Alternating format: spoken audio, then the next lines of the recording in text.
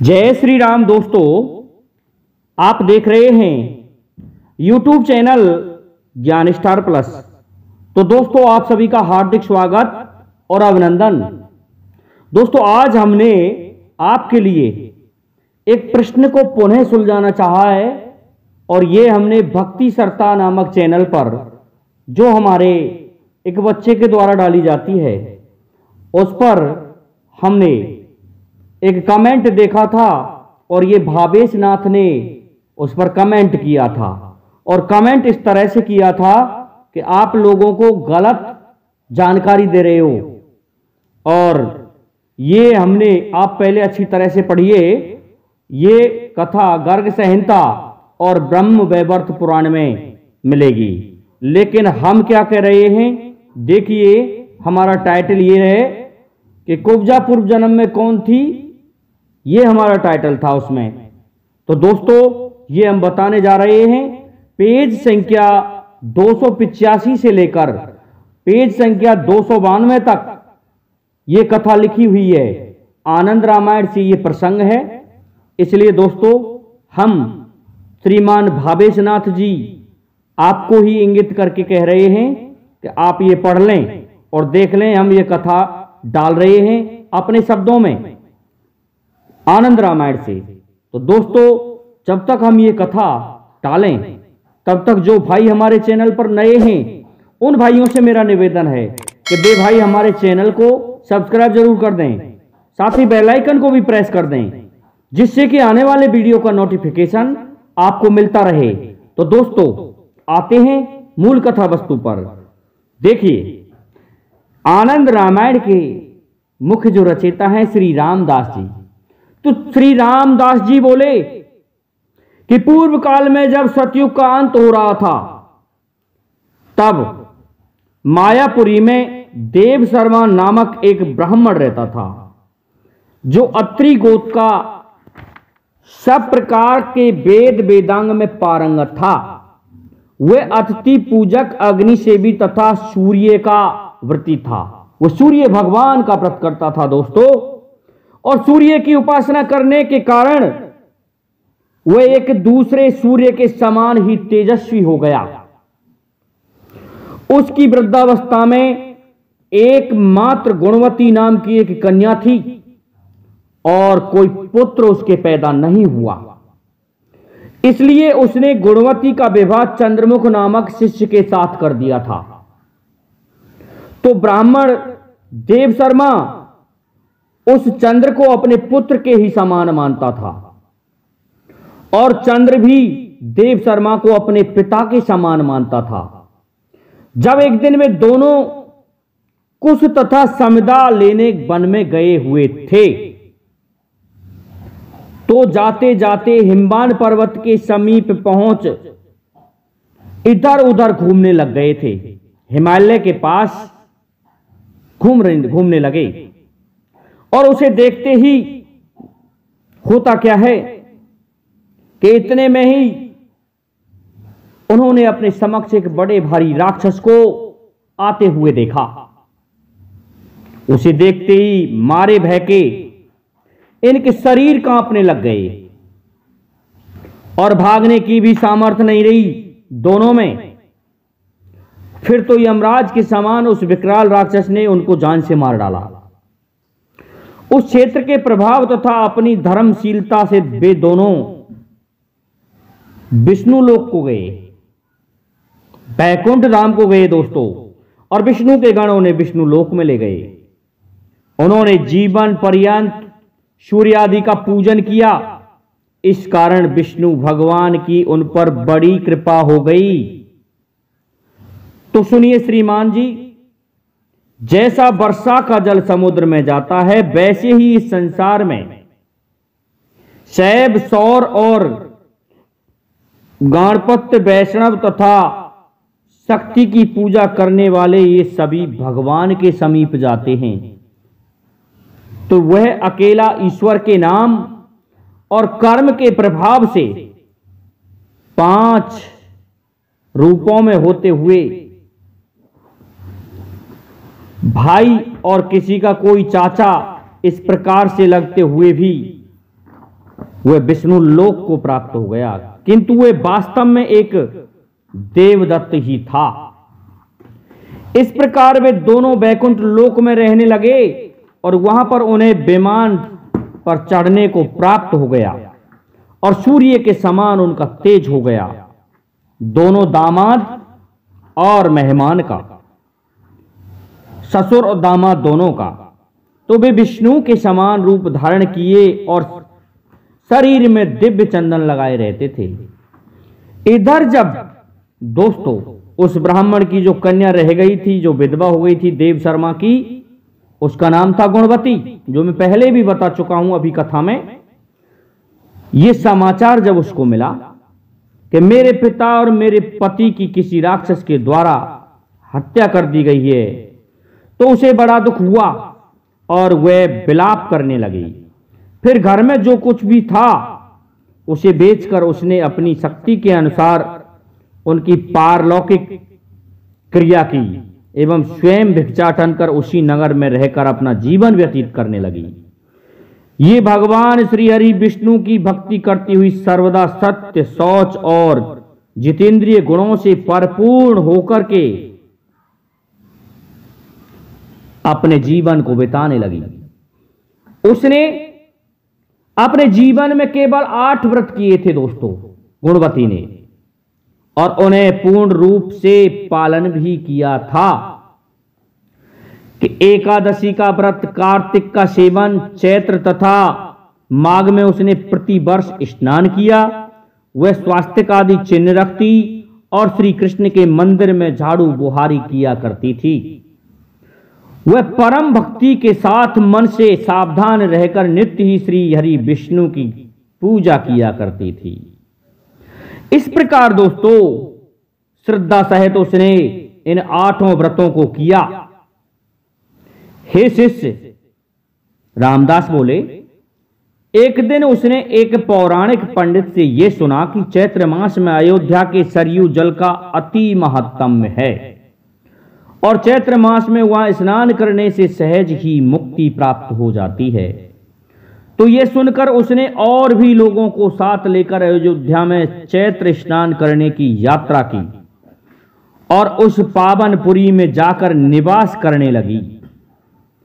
तब श्री रामचंद्र जी का वहां तंबू पड़ा हुआ था कि एक दिन गुणवती वहां भी जा पहुंची और वहां एकांत स्थान में लक्ष्मण और सीता के साथ तंबू में श्री रामचंद्र जी बैठे हुए थे।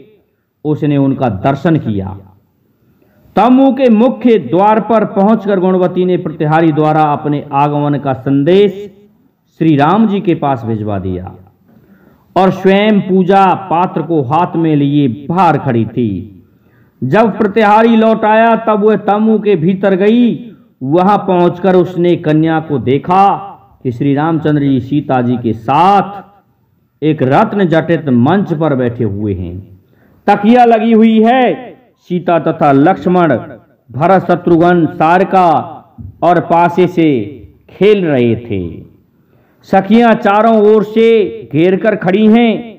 मयूर पंखों के बने हुए पंखे झल रहे हैं। सीता जी के दोनों पांवों में दोस्तों रत्न जटित नूपुर पड़े हुए थे। कमर में रत्न जटित सुवर्ण की मेखला थी।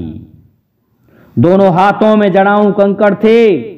दोनों भुजाओं में रत्न मंडित दिव्य केयूर पड़े हुए थे और कंठ में कौस्तुभ मणि तथा हृदय में चिंतामणि पड़ा हुआ था। वे विविध रत्नों के हार पहने हुए थे और गले में सुनहरे तथा चित्र विचित्र मोतियों के हार पड़े हुए थे। तुलसी के काष्ठ की माला, फूलों की माला, प्रबाल और मणि की बनी माला पहने हुए थे दोस्तों। उस समय विचित्र प्रकार के पदक थे। उनमें रत्न और माणिक्य का काम बहुत अधिक था। रंबा फल तथा कमल की तरह उनका आकार था।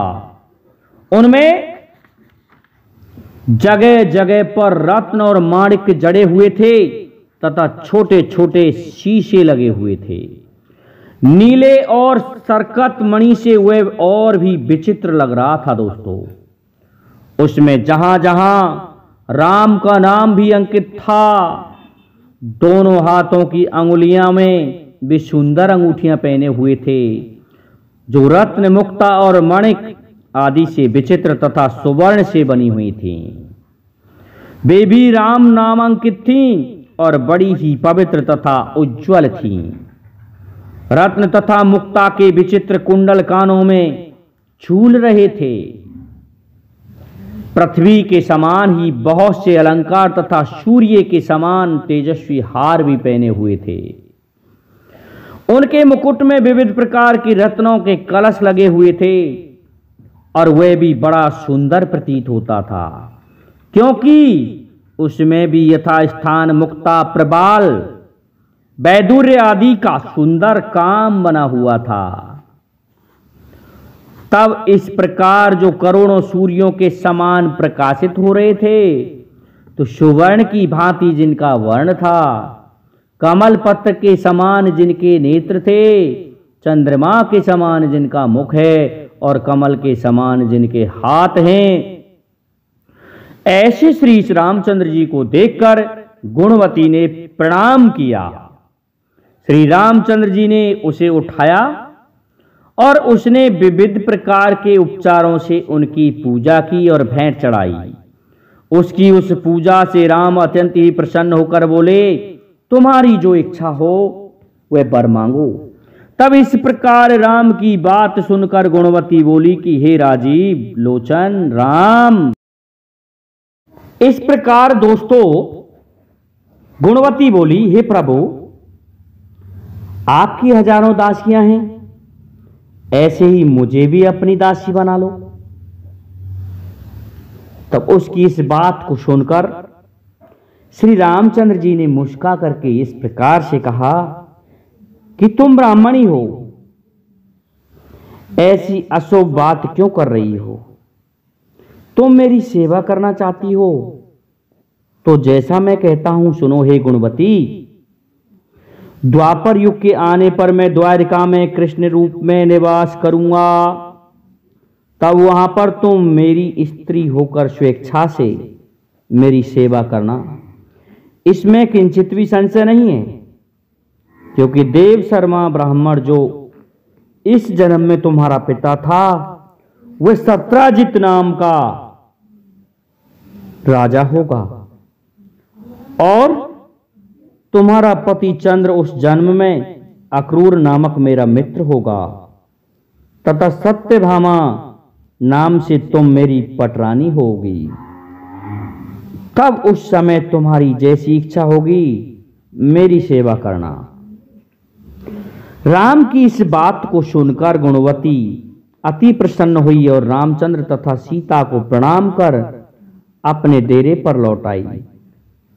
फिर तो वह अयोध्या में चैत्र का स्नान कर अपने साथियों सहित हरिद्वार चली गई और वहीं पर उसने अपनी शेष आयु व्यतीत की। एक दिन जब गंगा स्नान को गई तो वहां शरीर छोड़कर स्वर्ग को चली गई। कुछ समय बाद गुणवती सत्राजित की पुत्री होकर जन्मी एवं कृष्ण जी की पत्नी होकर निवास करने लगी। तो एक दिन पिंगला नाम की एक वैश्या रात्रि के समय भगवान रामचंद्र जी के पास पहुंच गई।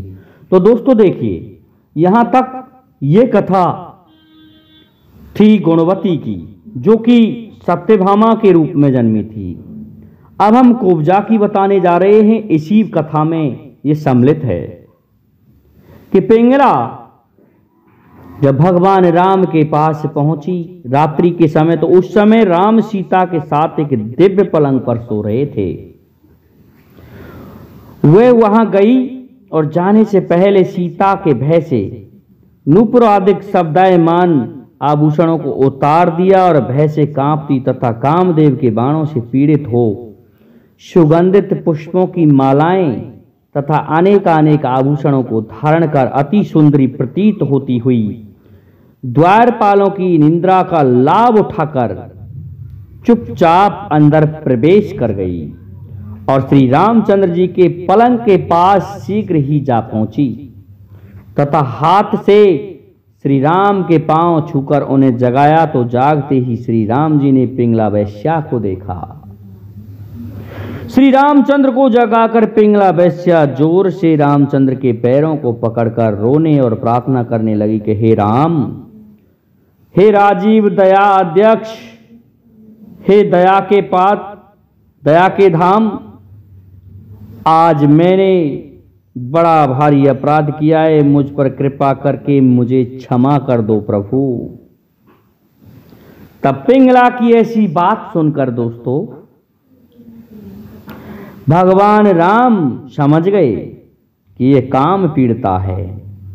फिर उसे आश्वासन देने के लिए कहने लगे कि हे पिंगले, तुम जानती होंगी इस जन्म में मैं एक पत्नी व्रतधारी हूं, अतएव मैं तुम्हारी काम वासना की शांति का उपाय तुम्हें बतलाता हूं, उसे ध्यान से सुनो।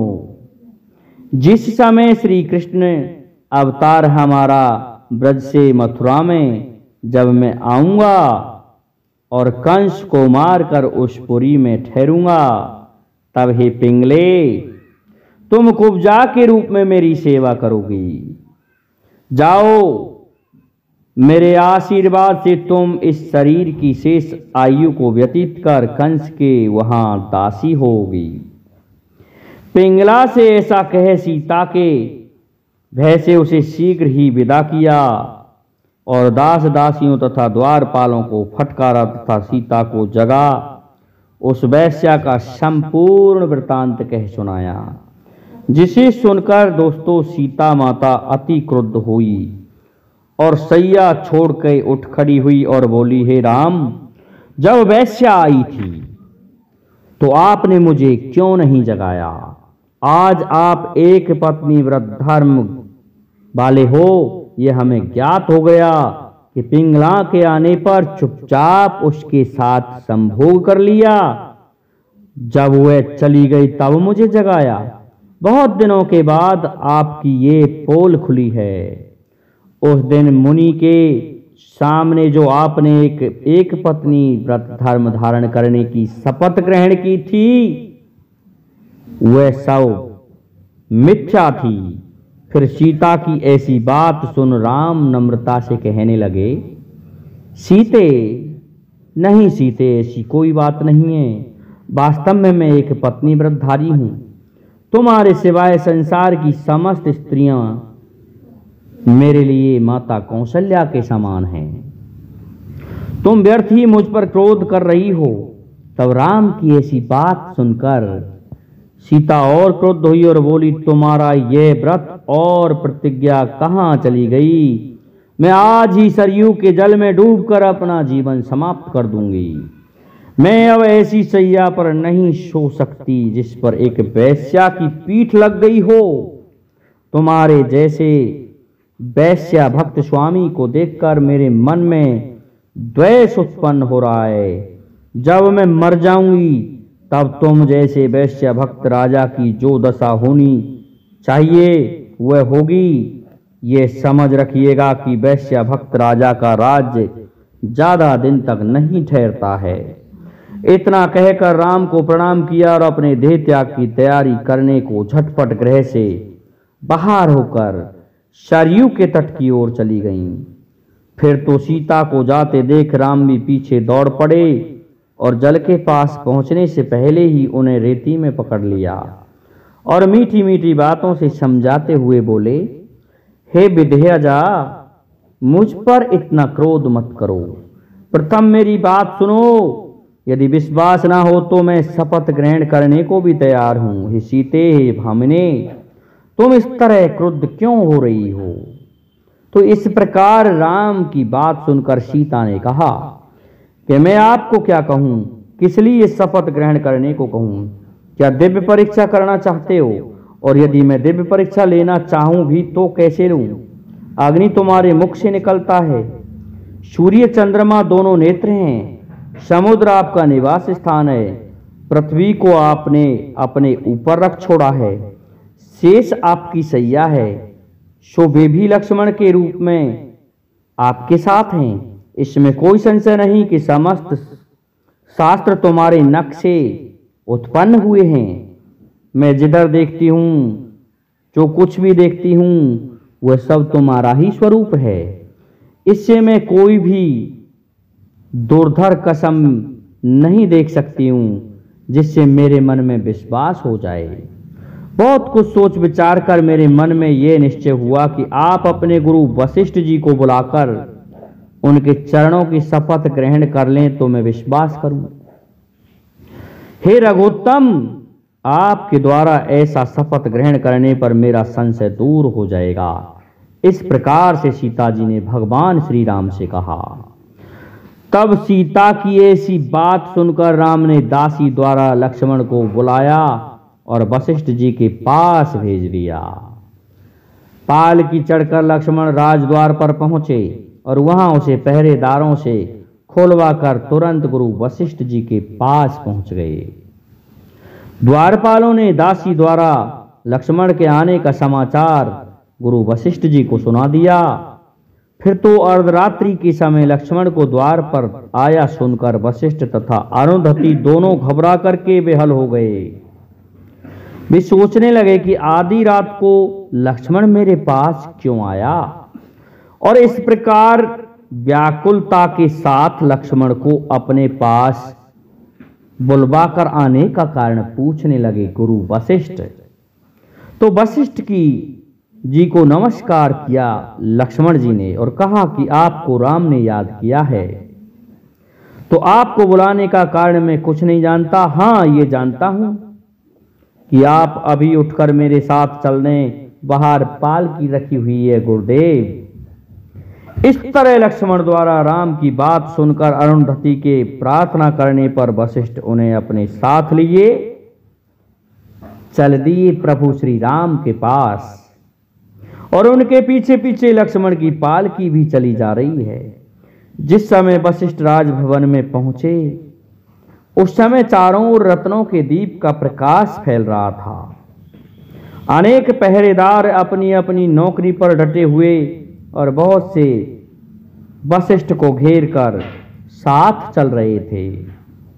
जब ये समाचार भगवान राम को मिला कि गुरु वशिष्ठ आ गए तो उठकर थोड़ी दूर आगे जाकर मिले और सीता सहित उनको प्रणाम किया।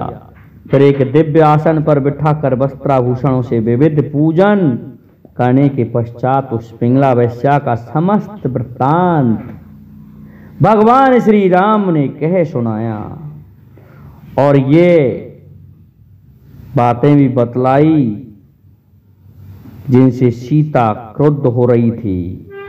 फिर कहने लगे कि सीता को विश्व भर के किसी भी शपथ का विश्वास नहीं है। हे गुरुजी, मैं अब आपके चरणों की शपथ खिलाने पर ये राजी हुई है। मैं वही कहता हूं, मैंने कभी मन से उस वैश्या तथा अन्य किसी स्त्री का व्रत भंग नहीं किया है। यदि मेरी ये बातें सत्य हैं तो आपके चरणों की शपथ ग्रहण करता हूं। ऐसा कहकर शीघ्र ही राम ने वशिष्ठ के पैर पकड़ लिए और अपना मस्तिष्क झुका करके प्रणाम किया। ये देखकर सीता लज्जित हो गई और उन्हें विश्वास हो गया कि श्री रामचंद्र जी तो पवित्र हैं। उन्होंने हाथ जोड़कर प्रार्थना की कि यह मेरी भूल थी प्रभु, आप मुझे क्षमा कर दो। पश्चात सीता ने गुरु पत्नी अरुंधति को विविध प्रकार के आभूषण तथा वस्त्र आदि दिए। रामचंद्र जी भी वशिष्ठ जी के साथ थोड़ी देर बाद गुरु पत्नी के साथ साथ पालकी पर बैठकर बस चले गए और वशिष्ठ जी अपने घर को चले गए और राम भी सीता के पास जाकर के बैठ गए। प्रातः दासी द्वारा सीता ने पिंगला वैश्या को बुलवा करके खूब पिटवाया और उसे बांधकर सखियों के साथ खूब पीटा। पश्चात उस वैश्या से बोली, तूने आज भारी कसूर किया है, अतः जब तू मथुरा में जन्म लेगी तब तेरे शरीर में 3 कुंवर होंगे। ये उस पिंगला वैश्या को दोस्तों मां सीता ने ही श्राप दिया था। और तब जब ये मथुरा में आएंगे तब तुम्हारा उद्धार इनके ही हाथों होगा। ये 3 कुंवर उसी समय मिटेंगे। तेरा उद्धार कृष्ण के हाथों से होगा। जब ये बात भगवान श्री राम के पास पहुंची तो भगवान श्री राम जी ने दया करके पिंगला को छुड़वा दिया और कहने लगी, सीते, पिंगला ने हमारी बहुत तपस्या की है, इस कारण से इसको हमने हमारे पैरों को, चरणों को छूने दिया है। इसने बहुत वजन किया है, इसलिए हे सीते, इन पर क्रोधित ना होइए, क्योंकि प्रभु भक्ति तो कोई भी कर सकता है। जो जीव मेरी शरण में आ जाता है, मैं उस जीव के लिए इसी तरह से भजता हूं जिस तरह से वो मेरे लिए भजता है, क्योंकि वो मेरा भक्त है, मेरी शरण में आया है। हे पिंगला, तुम अब जा सकती हो, ऐसा प्रभु श्री राम ने कह करके उसे विदा करवा दिया। तो दोस्तों, मैंने कहा था कि ये कथा पृष्ठ संख्या 285 से लेकर 292 पेज तक आनंद रामायण में लिखी हुई है। ये प्रसंग यहाँ से ही लिया है। साथ में हमने आपको सत्यभामा का वृतांत भी सुनाया है। तो आज के लिए इतना ही काफी है। जय हिंद, जय भारत, जय जय श्री राधे, जय जय श्री राम।